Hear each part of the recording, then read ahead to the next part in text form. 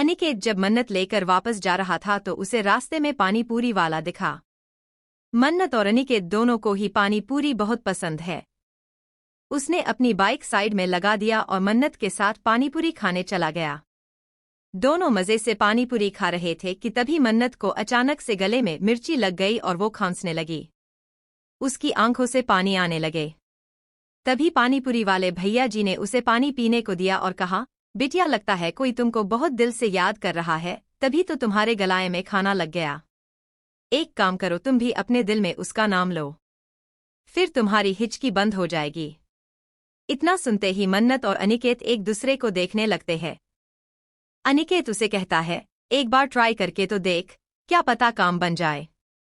अनिकेत को बात सुन मन्नत ने हाँ में इशारा किया और एक एक करके सबको याद करने लगा। उसकी मम्मी, पापा, इशिका, अनाथ आश्रम के बच्चे, वृद्धाश्रम में सारे लोग, उसके सभी को याद कर लिया। पर उसकी हिचकी नहीं रुकी।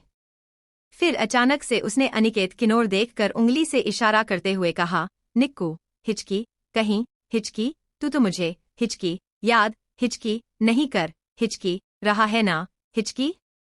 मन्नत की बातें सुनकर अनिकेत ने उसे ऐसे देखा मानो कोई पागल को देख रहा है। उसने मुंह बनाते हुए मन्नत की उंगली जो उसकी ओर पॉइंट की हुई थी, उस पर हल्के से मरते हुए कहा, डफर, हिचकी के मारे दिमाग काम नहीं कर रहा है क्या? मैं तो तेरे सामने खड़ा हूं, तो भला मैं तुझे क्यों याद करने लगा? अनिकेत की बात सुन मन्नत अपना सिर खींचते हुए बोली, हाँ, यह भी, हिचकी, सही है। उसे ऐसे कंफ्यूज देखकर अनिकेत ने यूं ही कहा दिया, वैसे मन्नू तेरे अपनों में तो कोई भी तुझे याद नहीं कर रहा है। तो क्या पता ये कोई अनजाना ही हो जो तुझे याद कर रहा है। कहीं तेरा कोई दुश्मन तो नहीं है? अनिकेत की बात सुनकर मन्नत उसे हैरान नजरों से देखने लगी। उसने अपने मन में सोचा, दुश्मन, मेरा। तभी अचानक से उसकी आंखों के सामने आर्य का चेहरा आ गया। आर्य के बारे में सोचते ही उसकी हिचकी बंद हो गई। अनिकेत ने जब देखा कि मन्नत की हिचकी बंद हो गई है, तो उसने मन्नत से पूछा, अरे, तेरी हिचकी तो सच में बंद हो गई। तेरा क्या सच में कोई दुश्मन भी है? वैसे तूने किसके बारे में सोचा था? अनिकेत की सुनकर मन्नत मन में सोचने लगी, दुश्मन का नाम सुनते ही मुझे अचानक आर्य सर का ख्याल क्यों आया? और वो भला मेरे दुश्मन क्यों होने लगे? उनसे मेरी क्या दुश्मनी? मन्नत मन ही मन यही सब सोचे जा रही थी कि तभी अनिकेत ने उसे कंधे से हिलाते हुए कहा, क्यों हुआ मन्नत? कहाँ खो गई तू और तूने किसके बारे सोचा जो तेरी हिचकी रुक गई? मन्नत को समझ में नहीं आ रहा था कि वो अनिकेत के सवाल का क्या ही जवाब दे। वो उसे यह तो नहीं बता सकती है कि वो आर्य के बारे में सोच रही थी। उसने बात बदलते हुए कहा, मैं किसी के बारे में नहीं सोच रही थी। वो तो बस तूने दुश्मन कहा तो वही सोच रही थी कि मेरा कौन दुश्मन हो सकता है। अनिकेत, पक्का ना, तू यही सोच रही थी? मन्नत, हाँ यार, पक्का, मैं यही सोच रही थी। अब चलते हैं। वैसे ही देर हो गई है। आज अनाथ आश्रम भी नहीं जा सकी। बच्चे मुझसे नाराज हो गए होंगे। मन्नत ने बात बदलने के लिए अनाथ आश्रम वाली बात छेड़ दी और उसका यह आइडिया काम भी कर गया। अनिकेत, कोई बात नहीं, वक्त निकालकर किसी और दिन चले जाना। मन्नत, हम चल अब चलते हैं। अनिकेत, हाँ चल। इतना कहकर अनिकेत पानीपुरी वाले को पैसा दे देता है और दोनों वहां से अपने घर की ओर चले जाते हैं। अगले दिन कॉलेज में मन्नत अपने क्लास में अनिकेत और इशिका के साथ बैठी थी। तभी वहां एक पियोन आया। उसने जोर से आवाज लगाई, ये मन्नत मेहरा कौन है? क्लास में मौजूद सभी स्टूडेंट्स ने एक बार उस पियोन को देखा और फिर मन्नत को देखने लगी। मन्नत अपनी से खड़ी होते हुए कहा, जी मैं हूं। क्या हुआ? आप मुझे क्यों ढूंढ रहे हैं? पियोन, आपको आर्य सर ने अपने केबिन में बुलाया है। पियोन का इतना कहना ही था कि सभी स्टूडेंट्स मन्नत को अजीब नजरों से घूरने लगी। पूरे क्लास में खुसुर फुसुर होने लगी। कुछ लड़कियां तो मन्नत से जल भुनकर रख होने लगी और इसी चक्कर में उल्टा सीधा भी बोलने लगी। इशिका और अनिकेत को इन सब पर बहुत गुस्सा आया। लेकिन वो दोनों भी इस वक्त चुप है, क्योंकि इस वक्त मन्नत उनके लिए ज्यादा इम्पोर्टेंट है। वो दोनों भी सोच में पड़ गए कि आखिर आर्य सर ने मन्नत को क्यों बुलाया। मन्नत भी अब तक यही सोच रही थी कि आखिर उसे आर्य ने क्यों बुलाया। अचानक उसे पिछले दिन अनिकेत की कही दुश्मन वाली बात याद आ गई। उसने पियोन से पूछा, लेकिन भैया, मुझे क्यों बुलाया है आर्य सर ने? मैंने तो कुछ भी नहीं किया। तो पियोन ने भी लापरवाही से कहा, अब मुझे कैसे पता होगा कि क्यों बुलाया है आपको? यह तो आपको ही पता होगा ना। अब चलो जल्दी, मुझे और भी बहुत सारे काम है। मन्नत को अब घबराहट होने लगी। उसने कस के अपनी दोनों दोस्तों का हाथ पकड़ लिया। उन दोनों की ओर देखते हुए मन्नत ने कहा, मुझे डर लग रहा, मुझे नहीं जाना। इशिका, अरे पागलों जैसी बात मत कर। नहीं जाना मतलब क्या है? सर ने बुलाया है तो कुछ तो बात होगी ही ना। मे भी उनको तुझसे कुछ काम होगा। तो अब जा और आराम से बात करना, ओके? मन्नत, लेकिन अनिकेत ने मन्नत को उसकी बात खत्म करने ही नहीं दिया और कहा, क्या लेकिन वेकिन लगा रखा है? हम हैं तेरे साथ है। चल अब, हम भी देते साथ ही चलते हैं। तभी पियोन उन दोनों को रोकते हुए कहता है, ओ भाई कहाँ? आप दोनों कहाँ जा रहे हो? सिर्फ उनको बुलाया है, पूरी टोली को नहीं। इतना सुनते ही सारा क्लास होंठ दबा के हंसने लगा। लेकिन मन्नत की पकड़ अपने दोनों दोस्तों के हाथों में और भी ज्यादा सख्त हो गई। वही सबको यूं हंसता देखकर इशिका ने पियोन से थोड़ा गुस्से में कहा, हमें पता है अंकल, हम बस उनके केबिन तक ही जा रहे हैं। अंदर ये अकेली ही जाएगी। क्या इसमें भी अब आपको और आपके सर को कोई प्रॉब्लम है? नहीं भाई, हमको क्या प्रॉब्लम होगी। चलो अब, इतना कहकर पियोन ने अपने दोनों कंधे उसका दिया और क्लासरूम से बाहर निकल गया। उसके पीछे पीछे इशिका, अनिकेत और मन्नत भी चले गए। पियोन के बुलाने पर मन्नत, इशिका और अनिकेत के साथ आर्य के केबिन के बाहर आकर रुकी। इशिका और अनिकेत ना जाने कब से उसे अंदर जाने को बोल रहे थे, लेकिन मन्नत किसी भी हालत में अंदर जाने के लिए तैयार नहीं है। पता नहीं क्यों पर मन्नत को आर्य का ऐसे घूर के देखना नर्वस फील करवाता था। इतना समझाने बाद भी जब मन्नत अंदर जाने के लिए राजी नहीं हुए तो इशिका के पास भी और कोई रास्ता नहीं रहा। उसने खुद आगे बढ़कर दरवाजे पर नॉक कर दिया।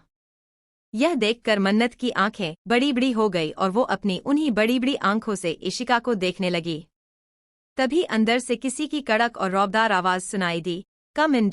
बेचारी मन्नत की तो जैस गले में सांस ही अटक गई। उसकी शक्ल रोने जैसी हो गई। उसने बहुत हिम्मत करके अपनी कांपती हुई हाथों से दरवाजे की नॉब को पकड़कर हल्का सा अंदर की ओर धकेल दिया तो दरवाजा भी हल्का सा खुल गया। आर्य को जन दरवाजा खुलने की आवाज सुनाई दी तो उसने अपना सिर उठाकर देखा। दरवाजे पर सामने मन्नत खड़ी हुई थी। मन्नत ने एक हाथ से दरवाजे की नॉब को पकड़कर दूसरे हाथ से अपना चश्मा ठीक करते हुए कहा, वो, सर क्या आपने हमें बुलाया? आर्य ने मन्नत को ऐसे देखा जैसे वो किसी दूसरे ग्रह से आई हो। उनसे अपनी आंखें छोटी करते हुए कहा, हाँ बुलाया है। पर क्या आप दरवाजे पर खड़ी होकर ही सारी बातें करना चाहती है मिस मन्नत? आर्य की यह सारी बातें बाहर खड़ा अनिकेत और इशिका भी सुन लेती है। इशिका मन्नत की हरकतें देखकर अपना सिर पीट लेती है और अनिकेत से कहती है, इसका कुछ नहीं हो सकता है। मन्नत आर्य की बात सुनकर कुछ नहीं कहती है और अपना सिर झुकाए चुपचाप दरवाजे पर ही खड़ी रहती है। उसे ऐसे देखकर आर्य अब थोड़ा इरिटेट हो गया। उसने थोड़ा तेज आवाज में कहा, मिस मन्नत अंदर आइए। यह सुनते ही मन्नत ने अपना सिर उठाकर आर्य को देखती है और फिर जल्दी से अंदर चली जाती है और उस केबिन का दरवाजा अपने आप ही बंद हो जाता है। बाहर खड़ी इशिका और अनिकेत बस एक दूसरे को ही देखते रह जाते हैं। मन्नत के अंदर जाते ही पहले तो आर्य ने उसे बैठने को कहा। जब मन्नत उसके सामने वाले चेयर पर बैठती है तो आर्य अपनी चेयर से उठकर मन्नत के सामने आ जाता है। उसने मन्नत के थोड़ा करीब होते हुए कहा, देखिए मिस मन्नत, मुझे बात घुमा फिरा के करने की आदत नहीं है, तो मैं आपसे साफ साफ कुछ पूछता हूँ। तो बताइए, कल आप इस गार्डन की एक पौधे के साथ छेड़छाड़ क्यों कर रही थी? मन्नत, जो कि आर्य के उसके करीब आने से पीछे की ओर झुक गई थी, वो आर्य की बात को सोचते हुए अचानक ही झटके से सीधी हो गई। आर्य ने इसकी उम्मीद नहीं किया था। मन्नत के सीधा होते ही उसका सिर आर्य के नाक से जा लगा, जिससे आर्य को नाक में तेज दर्द हुआ और वो भी अपना नाक पकड़कर आह कहते हुए सीधा हो गया। मन्नत को जब एहसास हुआ कि उसकी वजह से किसी को चोट लग गई तो वो परेशान हो गई। उसने धीरे से आर्य के हाथ को उसकी नाक से हटाया और वहां फूंक मारने लगी। उसका पूरा ध्यान इस वक्त आर्य की नाक पर था। उसने यह देखा ही नहीं कि वो दोनों अभी कितने करीब है। वही मन्नत का यूं अचानक से आर्य का हाथ पकड़ने से उसे गुस्सा तो बहुत आया। वो मन्नत को कुछ कहने ही जा रहा था कि उसने देखा मन्नत की आंखों में हल्का सा पानी है। मन्नत की आंखों में पानी देखकर जैसे आर्य के होंठ सील गए। वो मन्नत को और कुछ भी ना कह पाया। उसने अपने मन में सोचा, कमाल है, चोट मुझे लगी है और ये रोए जा रही है। क्या ये मेरे लिए रो रही है? आर्य ने मन्नत से आवाज में थोड़ा नरमी लाकर कहा, मिस मन्नत, रिलैक्स, मैं अब ठीक हूँ। I am fine. आर्य के मुंह से इतना सुनते ही मन्नत ने आर्य की ओर देखा। अब जाकर उसे यह एहसास हुआ कि वो आर्य के कितने करीब है। यह एहसास होते ही उसकी आंखें फैल गई और वो झट से पीछे होने को हुई। तभी पीछे चेयर होने की वजह से वो गिरने को हुई ही थी कि इस बार आर्य ने उसका हाथ पकड़ लिया। उसने मन्नत का पकड़े हुए ही थोड़ा झल्लाकर कहा, क्या आप 2 मिनट शांत होकर बैठ सकती है? मुझे आपसे कुछ बात करनी है। मन्नत अब तक आर्य के हाथ में अपना हाथ देख रही थी। आर्य की बातें सुनकर वो 3-4 बार जोर जोर से हाँ में गर्दन हिला दिया। फिर आर्य ने उसे उस चेयर पर बिठाया और खुद जाकर अपनी चेयर पर बैठ गया। अब उसने आगे कहा, हाँ, तो मिस मन्नत बताइए आपने ऐसा क्यों किया? तो इस पर कुछ देर सोचते हुए मन्नत ने कहा, सिर, लेकिन मैंने तो किसी भी पौधे के साथ कोई छेड़खानी नहीं की है। तो आप किस पौधे की बात कर रही है? आर्य, हाँ, मिस मन्नत, क्या आप जानबूझकर झूठ बोल रही है? अगर ऐसा है तो फिर आप इस बात को जान लीजिए कि मेरे पास सीसीटीवी फुटेज है। तो आप झूठ बोलकर भी बच नहीं सकती है। मन्नत, सर मैं झूठ क्यों कहने लगी भला? मैं सच कह रही हूँ, मैंने किसी भी पौधे के साथ छेड़खानी नहीं किया है। मन्नत के बार बार इनकार करने से अब आर्य को गुस्सा आने लगा। उसने अपने लैपटॉप में एक वीडियो ओपन करके मन्नत को दिखाते हुए गुस्से भरी आवाज में कहा, अगर आप सच बोल रही है मिस मन्नत, तो यह क्या है? मन्नत के बार बार मना करने से कि इसने किसी भी पौधे के साथ कोई छेड़खानी नहीं किया है, आर्य गुस्सा आ जाता है और वो अपने लैपटॉप पर एक वीडियो चलाकर मन्नत को देखने के लिए कहता है।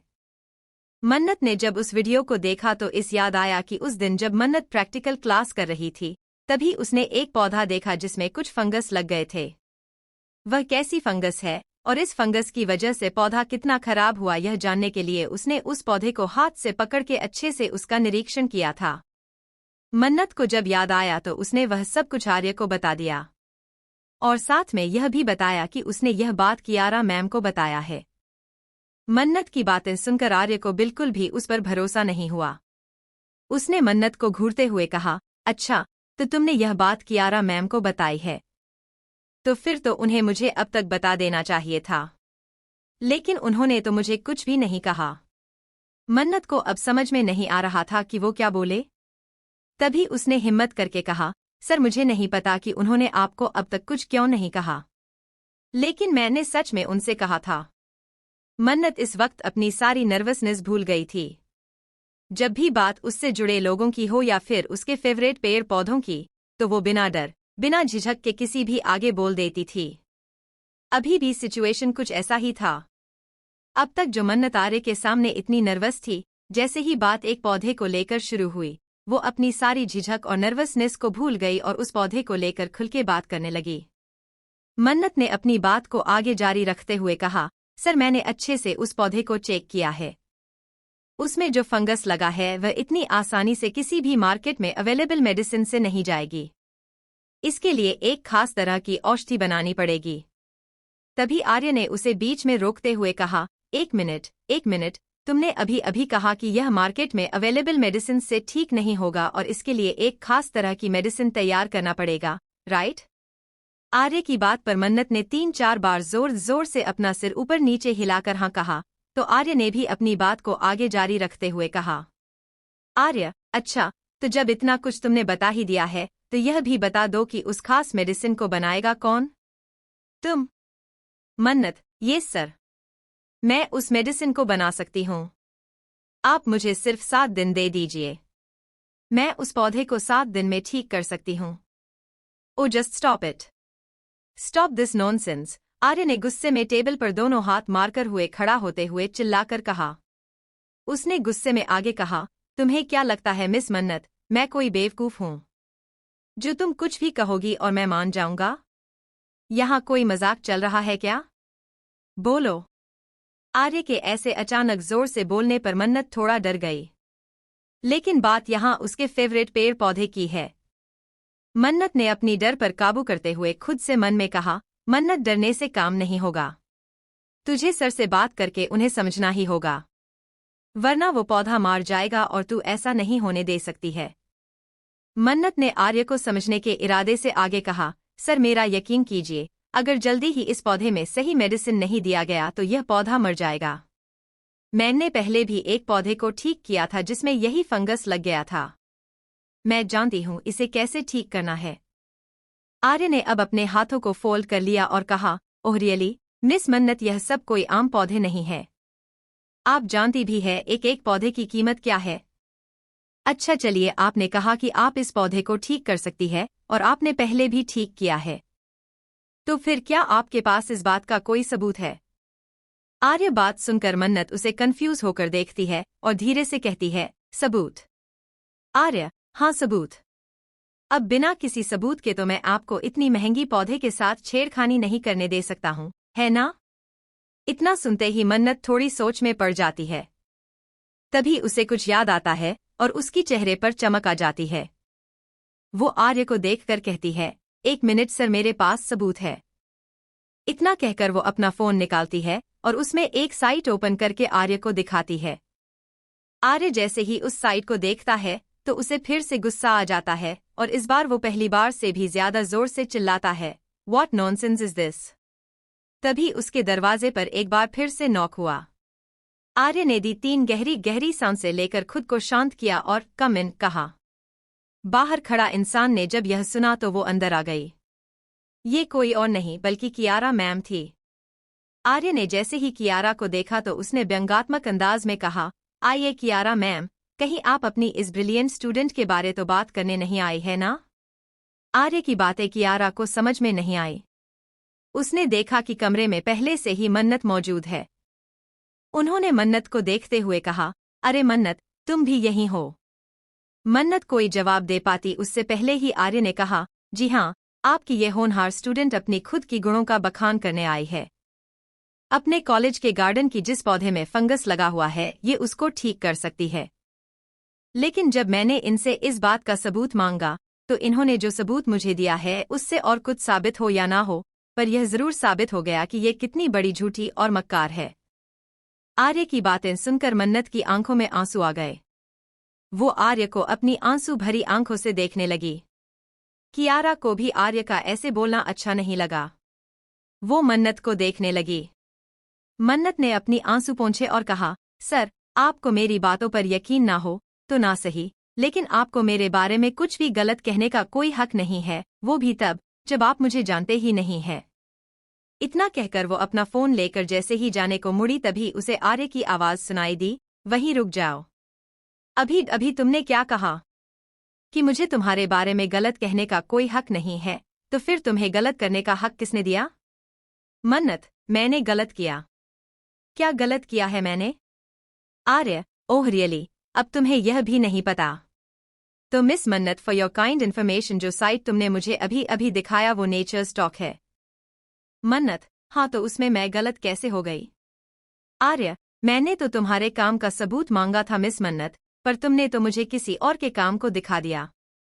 तो अब बताओ, तुम मक्कार नहीं तो क्या हो? मन्नत, एक मिनट, आपको किसने कहा कि मैंने आपको किसी और का साइट दिखा दिया?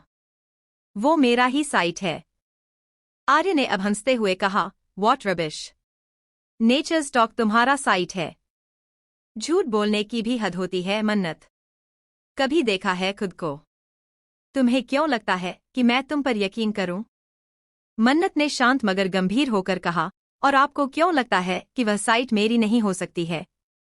आर्य, ओ कॉम ऑन मन्नत, देखो जरा खुद को। तुम में वो बात नहीं हो सकती। मन्नत, सर, कम से कम आपसे तो यह उम्मीद नहीं थी। लगता है आपने वो कहावत नहीं पढ़ा, डोंट जज a book by its cover dot. अगर पढ़ा होती तो ऐसा कुछ नहीं कह सकते थे। आर्य ने मन्नत की बात सुनी तो उसे इंसल्टेड फील हुआ और उसने थोड़ा गुस्से में मन्नत से कहा, एक मिनट मन्नत, तुम कहना चाहती हो कि तुम इस साइट की ओनर हो? तो फिर ठीक है, दिया तुम्हें एक मौका, दिया तुम्हें 7 दिन। इन 7 दिनों में तुम्हें उस पौधे को ठीक करके खुद को साबित करना है, वरना 8वें दिन में तुम इस कॉलेज से निकाल दी जाओगी। बोलो, चैलेंज मंजूर है? अब कियारा और चुप नहीं रह सकी। उसने दोनों के बीच में आते हुए कहा, आर्य सर, यह आप क्या कर रहे हैं? यह तो बच्ची है पर आप। उनकी बात पूरी भी नहीं हुई, तभी मन्नत ने उन्हें रोकते हुए आर्य को आंखों में आंखें डालकर कहा, नहीं मैम, मुझे यह चैलेंज मंजूर है। आर्य ने मन्नत को कॉलेज गार्डन का एक पौधा ठीक करने के लिए 7 दिन का चैलेंज दिया। मन्नत को खुद पर भरोसा था, तो उसने भी खुशी से आर्य के लिए हुए चैलेंज को एक्सेप्ट किया। उसके बाद मन्नत आर्य के केबिन से जाने ही वाली थी कि तभी आर्य ने उसे रोकते हुए कहा, रुको। आर्य की बात सुनकर मन्नत वहीं रुक गई और आर्य के आगे कुछ कहने का इंतजार करने लगी। आर्य ने अपनी बात आगे जारी रखते हुए कहा, तुम जब भी उस पौधे का देखभाल करोगी, मैं उस वक्त तुम्हारे साथ रहूंगा। इसीलिए गार्डन में जाने से पहले तुम मेरे केबिन आओगी, फिर मेरे साथ गार्डन में जाओगी। समझ गई? आर्य की बात पर मन्नत ने अपने कंधे उचकाते हुए कहा, जी, जैसा आपको ठीक लगे। मुझे कोई प्रॉब्लम नहीं है। वैसे मैं कल सुबह 8 से 8:30 बजे के बीच में आ जाऊंगी। अगर आपको रहना है तो आप उस वक्त आ सकते हैं। आर्य, ठीक है। मन्नत, ठीक है फिर। वैसे क्या आपको और भी कुछ कहना है या फिर मैं जाऊं? आर्य, नहीं, मुझे और कुछ नहीं कहना। तुम अब जा सकती हो। मन्नत ने हाँ में अपना गर्दन हिला दिया और मुड़कर आर्य के केबिन से बाहर निकल गई। आर्य मन्नत को जाते हुए देख रहा था। उसे मन्नत पे बहुत गुस्सा जो आ रहा था। आज तक आर्य ही सभी को एटीट्यूड देता रहा, लेकिन आज ये सिंपल, मामूली सी लड़की उसे एटीट्यूड देकर चली गई। अब भई बंदे के लिए यह बात हजम करना थोड़ा तो मुश्किल होगा ही, है ना? केबिन के बाहर इशिका और अनिकेत अभी भी मन्नत का इंतजार कर रहे थे। उसे बाहर आते देख दोनों ही उसके पास चले गए।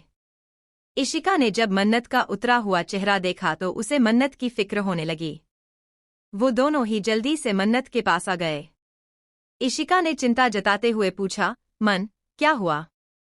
तेरा चेहरा इतना क्यों लटका हुआ है?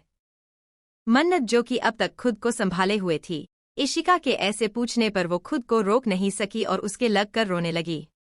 दरअसल मन्नत एक बहुत ही सेंसिटिव लड़की है। उसे बिना गलती के बातें सुनना बिल्कुल भी पसंद नहीं। जब अनिकेत ने मन्नत को ऐसे इशिका के गले लगकर रोते हुए देखा तो उसे भी मन्नत की फिक्र होने लगी। वो खुद भी मन्नत और इशिका के पास आ गया और मन्नत के सिर को सहलाते हुए कहा, मन्नू, क्या हुआ है? कुछ तो बोल। ऐसे क्यों रो रही है? अंदर ऐसा भी क्या हो गया है? इशिका और अनिकेत के पूछने पर मन्नत ने उन दोनों को अंदर हुई सारी बातें बता दिया। सारी बातें सुनकर इशिका की गुस्से से मुट्ठियां भीज गई। उसने मन्नत को खुद से दूर करके उसका हाथ पकड़कर कहा, तू पागल हो गई है क्या? क्या करके आई है तू? मन, आखिर है तो वह एक पौधा ही। क्या हो अगर वह पौधा मर जाए तो? तूने सोचा भी है? मन्नत, ऐसा मत बोल ईशु। मुझे भरोसा है मैं ठीक कर सकती हूँ उस पौधे को। इशिका, मैं जानती हूँ तू ठीक कर सकती है। मैं तो बाय चांस की बात कर रही हूँ। बाय एनी चांस कुछ गलत हो गया तो? मन्नत ने अब सिर झुकाते हुए कहा, तो मुझे यह कॉलेज छोड़कर जाना पड़ेगा। इशिका, नहीं, मैं ऐसा कुछ नहीं होने दूंगी। तू चल मेरे साथ। हम अभी अंदर जाकर सर से बात करते हैं। भला यह क्या बात हुई? बिना जाने वो कैसे किसी पर कोई भी इल्जाम लगा सकते हैं? और अगर 7 दिन में वह पौधा ठीक नहीं हुआ तो तुझे कॉलेज से निकाल देंगे। भला वो ऐसा कैसे कर सकते हैं? जब अनिकेत ने देखा कि इशिका मन्नत को लेकर आर्य के केबिन जा रही है, तो उसने इशिका का हाथ पकड़कर उसे रोक दिया और उसने इशिका को शांत कराते हुए कहा, रुक जा, मेरी झांसी की रानी, गुस्से कोई भी फैसला लेना सही नहीं होता है। हम हर वक्त तो मन्नू के साथ नहीं रह सकते हैं ना। उसे खुद के लिए लड़ना होगा। मन्नू ने सर का दिया हुआ 7 दिन का चैलेंज एक्सेप्ट किया है और हमें उसमें इसका साथ देना है। मुझे पूरा यकीन है कि हमारी मन्नू खुद को जरूर साबित करके रहेगी। अब तक मन्नत का जो चेहरा मुरझाया हुआ था, अनिकेत की बातों से फिर से एक चमक आ गई। वही अनिकेत बात सुनकर इशिका उसकी ओर देखने लगी तो उसने हाँ में अपना गर्दन हिला दिया। फिर उसने मन्नत की ओर देखा तो उसने भी हाँ में अपना गर्दन हिला दिया। इशिका ने एक गहरी सांस छोड़ी। फिर दोनों को देखते हुए कहा, ठीक है, फिलहाल के लिए तो मैं चुप हो जाती हूँ, लेकिन एक बार बस मन खुद को साबित कर दे, फिर मैं उस आर्यमन अग्निहोत्री को नहीं छोड़ने वाली। आखिरी लाइन उसने गुस्से में दांत पीसते हुए एक हाथ से घुसा बनाकर दूसरे हाथ में मारते हुए कहा। अगले दिन सुबह का वक्त। इस वक्त सुबह के 8:15 बज रहे थे। आर्य गुस्से में अपने केबिन के बाहर टहल रहा था और मन ही मन मन्नत को कोसते हुए बोल रहा था, कल तो बहुत बड़ी बड़ी लेक्चर दे रही थी मैडम, आज क्या हुआ? अब तक कोई अता पता ही नहीं है और ये करेगी मेरे पौधे को ठीक। अब तो मैं खुद चाहता हूँ कि यह पौधा मर जाए, क्योंकि अगर यह पौधा मर गया तो तुम हमेशा हमेशा के लिए इस कॉलेज से बाहर और फिर मैं एक नया खरीद लूंगा। कल मुझे एटीट्यूड दिखा रही थी। दरअसल आर्य सुबह 8:05 पर ही कॉलेज आ गया था और वो तब से ही मन्नत का वेट कर रहा था। लेकिन वो पिछले 10 मिनट से मन्नत का इंतजार कर रहा था पर मन्नत अब तक नहीं आई थी। इसीलिए अब उसे मन्नत पर और ज्यादा गुस्सा आने लगा था। पिछले 2 दिनों से मन्नत उस पौधे की देखभाल कर रही है और इसमें हर पल आर्य उसके साथ ही रहा है। आज तीसरा दिन है। पिछले 2 दिनों की तरह आज भी मन्नत सुबह सुबह कॉलेज आ गई थी। वो आर्य के केबिन की ओर जा रही थी कि तभी आर्य भी उसके पास आ गया और दोनों मिलकर गार्डन में चले गए। आर्य आगे चल रहा था और मन्नत उसके पीछे चल रही थी। गार्डन में अंदर जाते ही आर्य के कदम अपने आप रुक गए। उसने सामने देखा तो उसकी आंखें गुस्से से लाल हो गई। मन्नत जो उसके पीछे ही थी, उसने उसका हाथ पकड़कर एक झटके से उसे अपने सामने लाकर झटक दिया। बेचारी मन्नत गिरते गिरते बची। उसे तो कुछ भी समझ में ही नहीं आया कि अचानक से यह क्या हो गया। आर्य ने गुस्से में अपने दांत पीसते हुए कहा, तो यह है नेचर स्टॉक की ओनर मिस मन्नत की हाथों का कमाल। जो थोड़ा बहुत जिंदा था, सिर्फ 2 दिन में ही उस पौधे को मार दिया। वाह, क्या कमाल का टैलेंट है तुम में मिस मन्नत। मन्नत हैरानी से आर्य को देखने लगी। वो कुछ कहना चाहती थी। उसने कुछ कहने के लिए अपना मुंह खोला ही था कि तभी आर्य उसे चुप कराते हुए आगे बोला, आर्य, अब जब तुम अपनी बात को साबित करने में फैल ही चुकी हो, तो शर्त के मुताबिक मैं आज और अभी तुम्हें इस कॉलेज से बाहर निकालता हूँ। आर्य की बात सुनकर तो जैसे मन्नत के सिर पर आसमान ही टूट कर गिर गया हो। वो एकदम स्तब्ध होकर रह गई, मानो किसी ने उसके शरीर से जान निकाल लिया हो। वो कुछ कहना तो चाह रही थी पर उसकी जुबान उसका साथ नहीं दे रही थी। सिर्फ उसकी आंखें उसके दिल की दर्द को पानी के रूप में बहाए जा रही थी। तभी उसे एक बार फिर से आर्य के चिल्लाने को आवाज सुनाई दी। आर्य, क्या हुआ? हाँ, क्या तुम्हें सुनाई नहीं दे रही है? बहरी हो गई हो क्या? I said get out. Get the hell out of my sight. आर्य इतना जोर से चीखा कि मन्नत कांप उठी। उसे अब जाकर होश आया। उसने गौर से कुछ पल के लिए उस पौधे को देखा, फिर अपने हाथों के उल्टी तरफ से बेरहमी से अपने आंसू पोंछे। फिर वो आर्य की आंखों में आंखें डाले कहने लगी, मन्नत, सर यह पौधा अभी भी जिंदा है। Arya, what rubbish, just stop this nonsense. इसे देखो। इतना कहकर आर्य उस पौधे के डंठल को हिलाने जा रहा था कि मन्नत ने झटके उन्हें पीछे कर दिया। मन्नत, नहीं सर, आप इसे नहीं छुएंगे, दूर रहिए आप इससे। आर्य, हाउ डेयर यू, तुम्हारी हिम्मत कैसे हुई मेरे ही गार्डन में मुझे रोकने की? जानती भी हो कौन हूं मैं? मन्नत, सर आप जो भी हो, जितना भी पावरफुल क्यों न हो, मैं बस इतना ही कहना चाहती हूँ कि जब आपने मुझे 7 दिन का समय दिया है तो प्लीज 7 दिन तक रुक जाइए। आज बस 3 ही दिन हुए हैं और बस 4 दिन देख लीजिए। अगर मैं इन 4 दिनों में भी कुछ नहीं कर सकी तो खुद यह कॉलेज छोड़कर चली जाऊंगी। आर्य, बिल्कुल नहीं, तुम अभी इसी वक्त इस कॉलेज से निकाली जाओगी। जिस पौधे को तुमने मारा है, तुम्हें अंदाजा भी है इसकी कीमत कितनी है? मन्नत, नहीं सर, मैं अपने ऊपर यह इल्जाम लेकर तो बिल्कुल भी यहाँ से नहीं जाऊंगी कि मैंने इस पौधे को मार दिया है। आर्य, अच्छा, तो अब तुम मेरे ही इंस्टीट्यूशन में मेरे ही फैसले के खिलाफ जाकर रहोगी तुम, और तुम्हें क्यों लगता है कि कोई तुम्हें यहाँ रहने भी देगा? आर्य ने अपने हाथ बांधकर खड़े हुए ही कहा।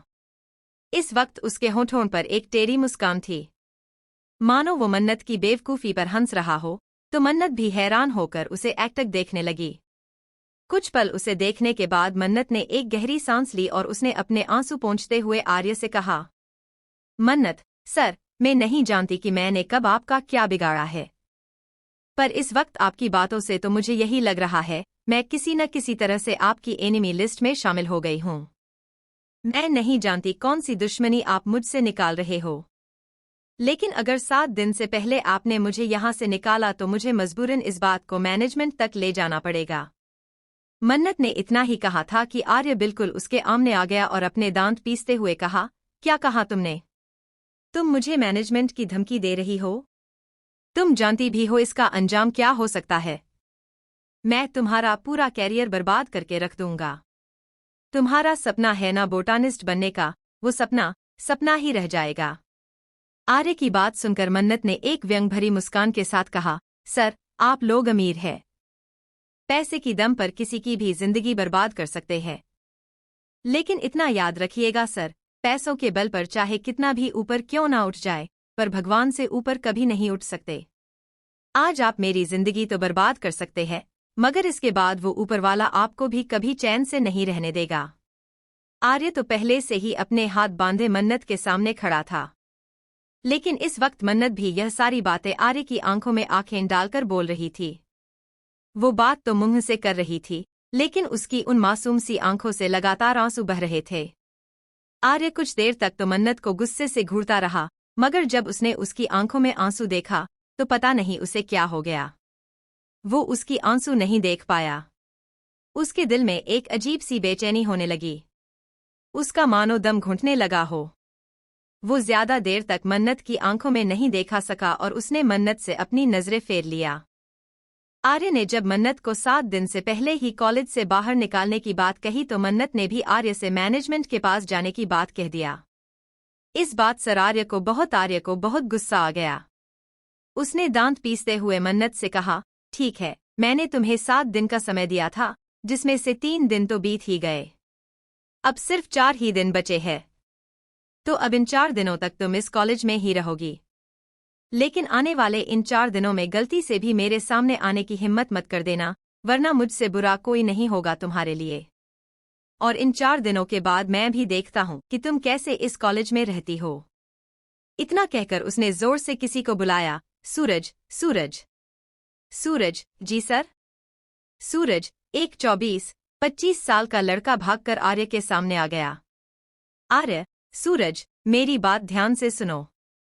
अब से अगले 4 दिनों तक यह लड़की इस गार्डन में आएगी, तुम्हें इस पर कड़ी नजर रखना है। ध्यान रहे, ये यहाँ कोई गड़बड़ ना कर सके। गार्डन का एक भी पौधा इसकी वजह से खराब नहीं होना चाहिए, यह देखने की जिम्मेदारी तुम्हारी है। अगर एक भी पौधा खराब हुआ तो मुझसे बुरा कोई नहीं होगा, याद रखना। वैसे भी एक पौधे को तो इसने मार ही दिया है। कमल जो कब से सिर झुकाए उसकी सारी बातें सुन रहा था, उसने आखिर में इतना ही कहा, जी सर, मैं ध्यान रखूंगा। मन्नत जो अब तक उसकी बातें सुन रही थी, अब उसके लिए बर्दाश्त करना नामुमकिन हो गया था। अब तक अकेले में आर्य ने जो कुछ भी कहा था उसने बिना किसी बहस के सुन लिया था, लेकिन जब उसने किसी और के सामने मन्नत को बेइज्जत किया तो वो यह बर्दाश्त नहीं कर सकी। उसने अब थोड़ा चिल्लाते हुए कहा, मैंने कहा ना, मैंने कुछ नहीं किया है। वह पौधा अभी भी जिंदा है और अगले 4 दिनों में मैं उसे पौधे को ठीक करके रहूंगी और उसके बाद मैं खुद आपका यह कॉलेज छोड़कर चली जाऊंगी, क्योंकि मुझे भी ऐसे कॉलेज में नहीं पढ़ना है जहां आप जैसे छोटे मानसिकता वाले लोग रहते हैं, जो कि लोगों को उनका पहनावा देखकर जज करते हैं। इतना तो मैं भी समझ सकती हूँ कि मैं पहले दिन से ही आपकी आंखों में खटकने लगी थी, लेकिन मुझे यह समझ में नहीं आ रहा है कि मैंने आपका ऐसा भी क्या बिगाड़ दिया है कि जब से मैं इस कॉलेज में आई हूँ तब से ही आप मुझे नीचा दिखाने की कोशिश कर रहे हैं। खैर, आपको अब और ज्यादा मेहनत करने की जरूरत नहीं पड़ेगी, क्योंकि मैं खुद आपका कॉलेज छोड़कर चली जाऊंगी। इतना कहकर मन्नत वहां से अपने आंसुओं को पोंछते हुए निकल गई। आर्य बस एकटक उसके जाने की ओर देखता रह गया। सूरज को भी मन्नत के लिए बुरा लग रहा था। दरअसल इन कुछ दिनों में सूरज मन्नत को जितना जान पाया था इस हिसाब से मन्नत उसे एक भोली सी, सहज, साधारण, मासूम और प्यारी लड़की लगी, जो बाकी लड़कियों से बहुत अलग है। मन्नत और सूरज में अच्छी बनने भी लगी थी। मन्नत ने पहले दिन से ही सूरज को सूरज भैया कहा था, जो कि सूरज को बहुत अच्छा लगा था, क्योंकि जहां शहर के ज्यादातर अमीर घर के बच्चे उन जैसे गांव से आए हुए लोगों को नीची नजरों देखा करते हैं, वहीं मन्नत का उसे भैया कहकर बुलाना बहुत अच्छा लगता था। पहले वो दूसरों की तरह मन्नत को मैडम कहता था। एक दिन मन्नत ने खुद उससे कहा कि वो मन्नत को सिस्टर कहकर बुलाए, तो तब से वो भिन्नत को सिस्टर कहकर बुलाने लगा। लेकिन आज जब उसके मालिक ने उसे उसी सिस्टर के बारे में बुरा भला कहा तो उसे अच्छा तो नहीं लगा, मगर वो अपनी मालिक के बातों के खिलाफ भी तो नहीं जा सकता। आज मन्नत की बात सुनकर उसे भी बुरा लगा। तभी जब मन्नत जा रही थी, सूरज की भी आंखें हल्की नम हो गई, जो किसी ने नहीं देखा। आज का पूरा दिन यूं ही निकल गया। गार्डन से निकलने के बाद आर्य ने एक बार के लिए भी मन्नत को आज नहीं देखा। आज पूरा दिन मन्नत चुपचाप थी। वो तो वैसे भी ज्यादा बात नहीं करती थी, लेकिन आज तो वो एकदम ही खामोश हो गई। मन्नत को ऐसे देखकर अनिकेत और इशिका को अब टेंशन होने लगी। वो दोनों जानते थे कि मन्नत कभी भी अपने दिल की बात खुलकर नहीं कहती है। वो अंदर ही अंदर घुटती रहेगी, पर किसी से कुछ नहीं कहेगी। क्लास खत्म होते ही इशिका और अनिकेत मन्नत को लेकर एक कैफे में आ गए। मन्नत आना तो बिल्कुल भी नहीं चाहती थी, लेकिन उसे भी पता था कि वो कुछ भी कर सकती है, पर अपने इन दोनों दोस्तों को कभी मना नहीं कर सकती है। मन ना होते हुए भी मजबूरन उसे उन दोनों के साथ जाना पड़ा।